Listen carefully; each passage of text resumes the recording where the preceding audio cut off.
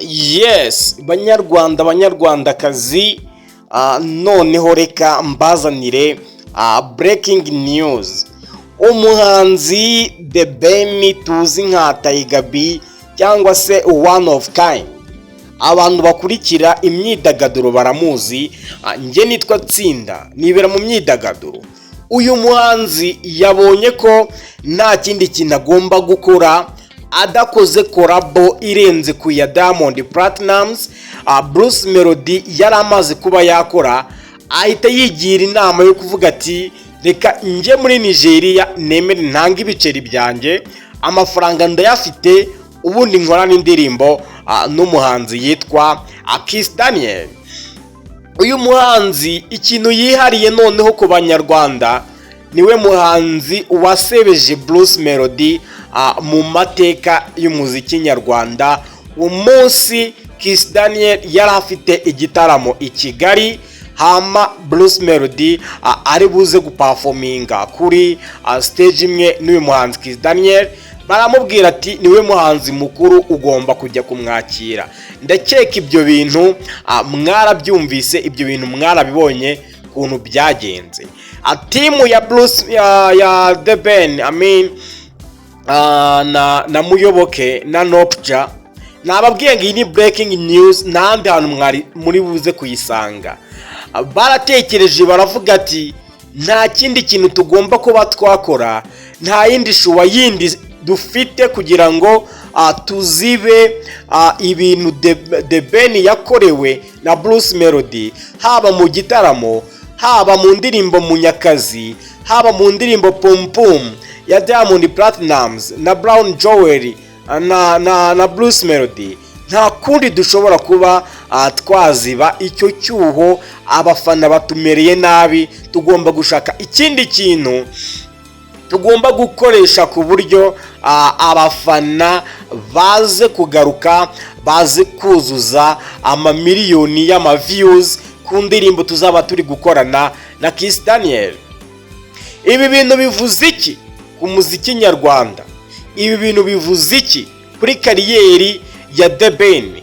Ibi bintu bivuze iki kuri Brucemelody? Ibi bintu ndarabibabwira ngo uyu muziki ndawufuhira, uyu muziki nzakora iyo bwabaga, ahari wo hose hari amakuru nzahasesera nashaka mbizire.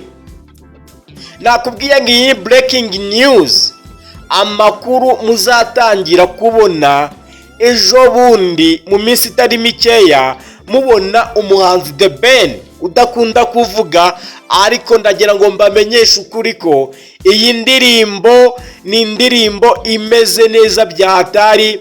Abantu babashije kuyumva, bivugwa yuko iyi ndirimbo yamaze kuba yanarekodingwa, ahubwo habura igihe cyuko iyi ndirimbo ya Brucemelody banze icika intege. Pum Pum, iyi ndirimbo nimara gucika intege, imaze kuzuza nayo miliyoni 2, miliyoni 3, hafi 3 na magana ngahe, iyi ndirimbo ikaba nimba imaze kuba yacika intege, kizz na theben bakahita barekura umuzigo mu kwezi kwa kabiri boro. Ibi bintu narabibabwiye ngo theben nadafata ngo yigire ku birenge bya murumuna we Brucemelody, nta kintu kizashoboka. Theben natinya itangazamakuru akaza aza bakamubaza utubazo akarira, ntago umuziki nyarwanda uzigera uva kwishyiga, uzahora wicaye hamwe. Ishyiga ntago rijya rihinduka, cyangwa se inzu ntago igihinduka iyo hatakorewe ivugurura, inzira sazika igasenyuka. Brucemelody ibi bintu yarabikoze mu myaka nk'ibiri ishize, yarabikoze za 2023. Mwibuke neza amakorabo yagiye akora, nibwo twagiye kubona korabo ye na Harmonize, tubona korabo yiwe na Inospi, tubona korabo yiwe na Paraso. Twabonye amakorabo agiye atandukanye, ndetse akora na media tours zigiye zitandukanye mu bihugu bidasanzwe muri uyu muziki wa East Africa ndetse no muri Nigeria uyu musore yagiyeyo. Iyi ndirimbo iramutse isohotse ikaza igakubita hit, ikaza igasiga nibura iri nko mu macharts muri East Africa, iri gucurangwa cyane nka pompom, ndakurahiye Tanzania iraza kunyeganyega, ubwoba buraza kubica bitewe nuko bakinnye n'intare, bakinnye na Tiger, bakina na Brucemelody, bavuga ngo uyu muziki ngo ntago bazigira ngo bawushobora, uyu muziki ngo biragoye cyane mu Rwanda. Ariko ndagira ngo nkubwize ukuri, aya makuru ndi kubahereza ni amakuru nifitiye gutya, n'ahandi hantu ubuze kuyasanga, usibye gusa umuntu wagiriwe amahirwe n'umugisha agakora subscribe kuri ino YouTube channel. Ibi bintu nama mbivuga buri munsi, nama mbibabwira ko buri gihe nzajya mbazanira amakuru y'ibifi binini cyane. Aya makuru y'ibifi binini niyo azatuma umuziki wacu ugera kure.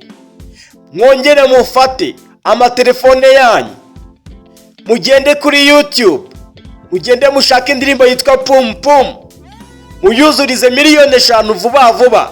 Iyi ndirimbo ya Kizz izaze, iyi ndirimbo ari mega hit muri East Africa. Ntago ushobora kumva buryo ki timu ya theben niya Brucemelody none ubu bari kwiyunga ngo bazahura umuziki nyarwanda. Ntago ushobora kubyumva ko iyi ndirimbo nimara kuvaho ahita hatangirwa gukorwa ibitaramo bya theben na Brucemelody bigiye kuzazenguruka intara zose. Ibyo ngibyo twarabivuze, twarebabwiye mu makuru yagiye atambuka, ariko ntago abantu bashaka kubyumva, nta nubwo bari gushaka gukora subscribe.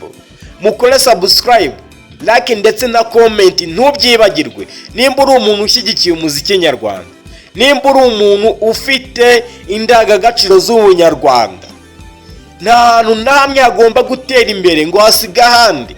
Umuziki ni kimwe mu bikoresho bigiye kwifashishwa mu kubrandinga igihugu. Bagiye kubaka ibikorwa remezo bigiye bitandukanye. U Rwanda ndetse n'abanyarwanda, especially nk'abahanzi, bajye babona ahantu bashutingira indirimbo, banahabwe uburenganzira bwo gukoresha drones. Mwari muzi ko mu Rwanda bitemeye gukoresha drones zifata amashusho hejuru utabiherewe uburenganzira. Kugira ngo uzahabwe uburenganzira ni ibintu bigoranye cyane, ariko ubu ngubu abafite inshingano ubuhanzi muri kano kanya, iki kibazo kiri kwigwaho. Ndongera nze mbabwire, uyu muhanzi theben ufite imirimo ikomeye cyane kugira ngo azakureho agahigo Brucemelody amaze guca mu gitaramo kizaba 2027 ukwezi kwa mbere n'ubundi The Near Groove kigaruka buri mwaka. Niho ngazaza afite ibintu bidasanzwe, noneho ashobora kuzatumira umuhanzi Kizz bagiye kuba bakoraniye indirimbo. Urumva neza, akaza rero ntagakubita Brucemelody amaso akaba yayamanyura. Ariko reka twigarukire ku bitaramo bihari. Uyu mugabo theben ndetse na Brucemelody, uri gutekereza ko ibitaramo noneho bigiye kuba theben azabyitwara mute nyuma yo guseba? Uri gutekereza ko Brucemelody noneho ari ibiki bidasanzwe azazana muri bino bitaramo? Ibi ni ibitaramo bigiye gutangira muri summer bro. Ni ibitaramo bizazenguruka igihugu, bari kumwe n'uyu muhanzi bivugwa yuko azaba ari gukorera Merci, kubera ko Brucemelody yaritangarije aravuga ngo ubundi njyewe habayeho rwose kutumva neza uburyo naza mu gitaramo cya theben, ariko bumvikana ko agomba kumuha amamiliyoni n'amamiliyoni, hanyuma kuko ari umwami w'umuziki theben akazamukurikira ari gukora ibitaramo mu ntara zose z'igihugu. Brucemelody, ndaguhereza ubutumwa. Uramenye ntuzigere na rimwe uteshuka ku murimo Imana yaguhamagariye. Uwo ni umurimo ugomba gukora ukagutunga, ugatunga abanyarwanda. Uwo ni umurimo Imana yaguhereje ugomba kuzamura mu gihugu cyacu. Abantu benshi twama tubabwira ngo umuziki ntago bawuvuga, umuziki barawukora. Nicyo gihe rero ngo mushayininge bana b'abanyarwanda, nicyo gihe ngo mwunge ubumwe, nicyo gihe ngo muzamuke, mwereke isi icyo mushoboye, mwereke isi icyo mushoboye. Ndagira ngo mbabwize ukuri, ndaje nzemenagure noneho breaking news mu kanya. Harmonize ngo yamaze kwitereka gutya, abanaguze private jet. Aya ni amashusho amaze kuba yajya hanze, umusore yishimira private jet.